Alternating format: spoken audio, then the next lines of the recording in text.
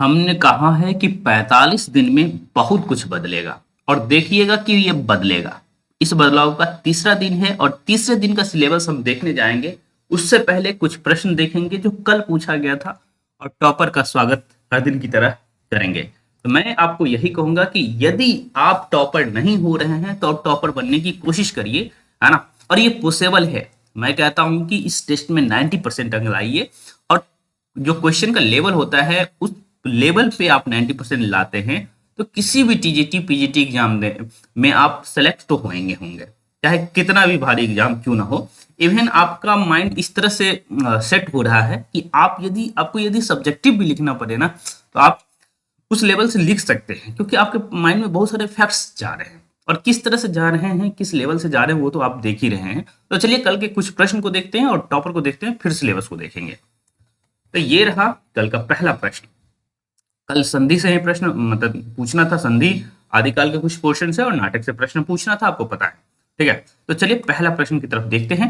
पहले प्रश्न को देख लें अच्छे से, उसके बाद हम कुछ और प्रश्नों को देखेंगे, उसके बाद हम देखेंगे टेस्ट सिलेबस।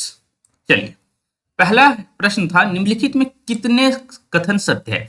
यह प्रश्न मुझे लगता है कि टफेस्ट क्वेश्चन माना जाता है जब कितने लिख दिया जाता है तो। ठीक है, हाँ, कौन को लिखा जाता है तो आप गेस कर रहे होते हैं, लेकिन कितने लिख दिया जाता है तो दिक्कत होती है। ठीक है, तो देखिए भाई इसमें भी बच्चे सही कर रहे हैं और किस लेवल से मैं खेला हूं वो देखिए आप लोग। ये देखिए किस लेवल से खेला गया है इसमें। देखिए शिवालय में स्वर संधि है, महेंद्र में आ और ई की संधि हुई है ना। यद्यपि में वृद्धि संधि है और संधि के 5 भेद होते हैं। ठीक है, तो भाई शिवालय में कौन सी संधि है। आप जानते हैं कि शिवालय में स्वर संधि है ना। स्वर संधि के भी कौन सा भेद है इसमें, आप ये भी बता देंगे, आराम से बता देंगे, क्यों नहीं बता पाएंगे, है ना। लेकिन खेला गया है महेंद्र में। ठीक है, शिवालय कुछ तो आसान था। ठीक है, विद्यालय शिवालय, है ना, तो ये तो आसान था। आप कह दिए कि स्वर संधि है और स्वर संधि का आप कौन सा पार्ट इसमें देखते हैं, दीर्घ संधि, है ना। महेंद्र में आ और ई की संधि हुई है क्या, है ना। जब महेंद्र बनता है तो आप जानते हैं महाजोर इंद्र बनता है। ठीक है, अब यही खेल गया है मैंने, है ना। आ और ई की संधि हुई है, न कि ई की संधि हुई है। ठीक है, इस वजह से ये स्टेटमेंट गलत हो गया। यद्यपि में वृद्धि संधि है ना। यद्यपि में वृद्धि संधि नहीं है साथियों, इसमें यन संधि है। ठीक है, संधि के 5 भेद होते हैं, संधि के तो 3 ही भेद होते हैं, लेकिन स्वर संधि के 5 भेद होते हैं। जनरली आप लोग वही लगा करके आ जाते हैं। ठीक है, तो इसको देखिए और समझिए भाई इस लेवल से आपके साथ खेला जा रहा है ना।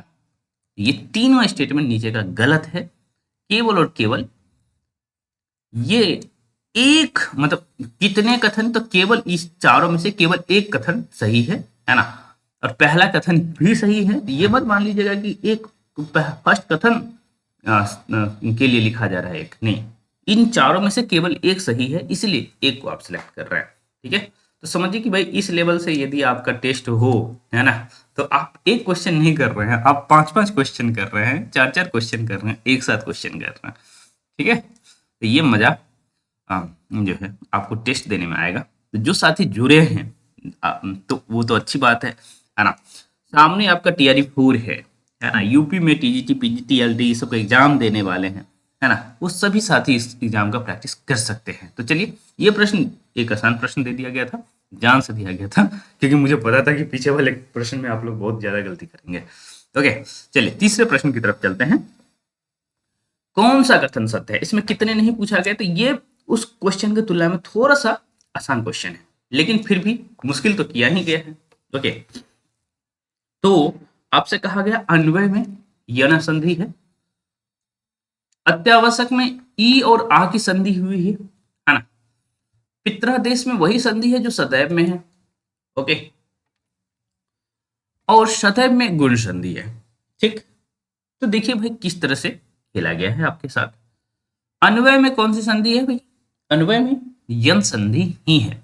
ठीक है, अनुज आय मिलकर बना है। ठीक, अत्यावश्यक में ई और आ की संधि हुई है क्या, है ना, यहां भी यन संधि है, लेकिन यहां ई और आ की संधि हुई है। अतिज और आवश्यक होता है ना, तो ये होता है अत्यावश्यक। ठीक है, तो ये स्टेटमेंट हो गया गलत। पित्रादेश में वही संधि है जो सदैव में है ना।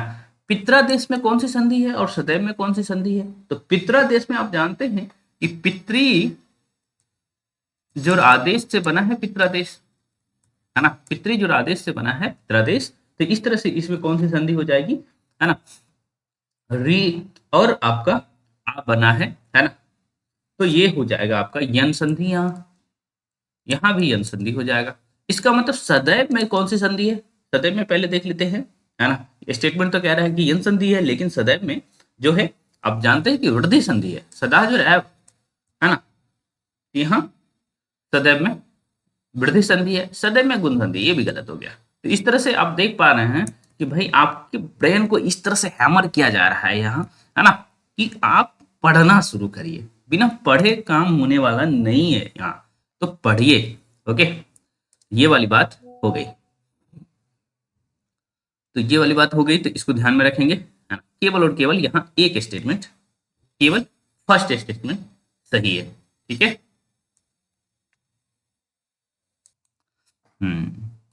तो क्या और प्रश्न देखना चाहेंगे या हम सिलेबस आपको बताएं या टॉपर पहले दिखा देते हैं? वैसे मैं चाह रहा हूं कि ये तो व्याकरण का प्रश्न आप देख रहे थे, कुछ प्रश्न आप जो है इसका देखिए, इतिहास वाले सेक्शन का। यहां से इतिहास शुरू होता है। ओके, बाबू, इसमें कहा जा रहा है कि सत्य कथन है। ओके, कितने नहीं लिखा गया है। बाबू तोताराम ने भाषा संवर्धनी सभा की स्थापना की थी भाई। ठीक है, पुरोहित गोपीनाथ ने रोमियो जूलियट का अनुवाद सहस्त्र साहस नाम से किया। मैकबेथ का अनुवाद प्रेम नीला नाम से हुआ। वास्तव में जो है ना, ये दोनों उल्टा कर दिया गया है। ठीक है, पुरोहित गोपीनाथ ने रोमियो जूलियट का अनुवाद प्रेम लीला नाम से किया है, और फिर जो है मैकबेथ का अनुवाद वास्तव में सहस्त्र साहस नाम से किसी और ने किया। ठीक है, तो ऑब्वियस सी बात है ये दोनों स्टेटमेंट गलत हो गया। इसका मतलब केवल एक आपको सिलेक्ट करना था। ठीक है, तो ध्यान रखेंगे आपको आप लोग। ये क्वेश्चन देखिए, हालांकि बहुत सारे छात्रों ने इसको सही किया है। यहूदी कितने कथन सत्य हैं? यहूदी की लड़की के लेखक आगा हसरा कश्मीरी हैं। यह एक पारसी नाटककार हैं, पारसी थिएटर के नाटककार हैं। लक्ष्मण सिंह ने कालिदास के अभिज्ञान शकुंतलम का अनुवाद किया है। जैसा काम वैसा परिणाम बालकृष्ण भट्ट का प्रहसन है। तो वास्तव में ये तीनों का तीनों स्टेटमेंट सही था, और इसीलिए कितने कथन सत्य हैं, तो 3 कथन सत्य हैं, इसलिए आपको लगाना था 3। ठीक है, तो इस लेवल से खेला जा रहा है आप लोगों के साथ। ओके, ये देखिए कितना मजेदार क्वेश्चन था। 14 नंबर पे बहुत लोग कह रहे थे कि भाई इसको बताइए भी। ओके, भारतेंदु के नाटकों के विषय में सही टिप्पणी नहीं है। विद्या सुंदर एक अनुदित नाटक है, इसमें विधवा विवाह के विषय में बताया गया। ठीक है, दुर्लभ बंधु शेक्सपियर के मर्चेंट ऑफ वेनिस का अनुवाद है। क्या नाटक है भाई। एनएसडी में मैं गया था देखने के लिए, एनएसडी के स्टूडेंट ही कर रहे थे दिल्ली में। ओके, बहुत शानदार नाटक है। ओके, कर्पूर मंजरी मौलिक नाटक है। ठीक है, तो आप जानते हैं कि भाई यहाँ पूछा जा रहा है सही टिप्पणी नहीं है। ठीक है, आप कहेंगे विद्या सुंदर एक अनुदित नाटक है, यहाँ तक तो सही है दोस्तों, लेकिन यहाँ जो है आगे जब बढ़ेंगे विधवा विवाह के विषय में यहाँ नहीं है, प्रेम विवाह के विषय में। ठीक है, तो ऑब्वियस सी बात है ये स्टेटमेंट गलत हो जाता है, और टिप्पणी कह रहा है सही नहीं है, इसका मतलब आपको यही चूज करना है ना। दुर्लभ बंधु मर्चेंट ऑफ वेनिस का अनुवाद है, ये बात सही है। कर्पूर मंजरी मौलिक नहीं, अनुदित नाटक है। ठीक है, तो ये भी स्टेटमेंट गलत हो गया। इस तरह से 1 और 3 आप सिलेक्ट करते हैं। ओके, तो ऐसे प्रश्न बनाए जा रहे हैं आपको। चलिए कुछ आदिकाल के प्रश्न दिखा देते हैं, आदिकाल में किस तरह से खेला जा रहा है। ओके, इसको इतने लोग क्यों गलत किए हैं भाई? ये तो आसान प्रश्न था। कितने कथन सत्य हैं? वज्रयानियों का लीला क्षेत्र पश्चिम भारत है। नाथों की संख्या 9 है। हालांकि यहाँ थोड़ा सा इरर हम कह सकते हैं, वज्रयानी सिद्धों को लिखना चाहिए था मुझे। हालांकि ऑटोमेटिक तो आप लोग को समझ जाना था, है ना। हालांकि नाथ का भी जो है उद्भव वज्रयानियों के ही शाखा से हुआ है, पर फिर भी, है ना, यहाँ थोड़ा सा इरर आप मानेंगे। ओके, नाथों की संख्या 9 है। गोरक्ष सिद्धांत संग्रह के अनुसार चरपट उसमें शामिल नहीं है, नाथों में शामिल नहीं है। ठीक है, तो ये देखिए नाथों में ये शामिल है, तो ये स्टेटमेंट गलत हो गया है ना। नाथों की संख्या 9 है, ये स्टेटमेंट सही हो गया। और वज्रयान सिद्धों का लीला क्षेत्र पूर्वी भारत था। ठीक है, इस दृष्टि से प्रश्न बनाया गया था। ओके, तो इस वजह से 1 सेलेक्ट किया गया। चलिए, तो बहुत सारे प्रश्न है भाई, बहुत ज्यादा ही प्रश्न है ना।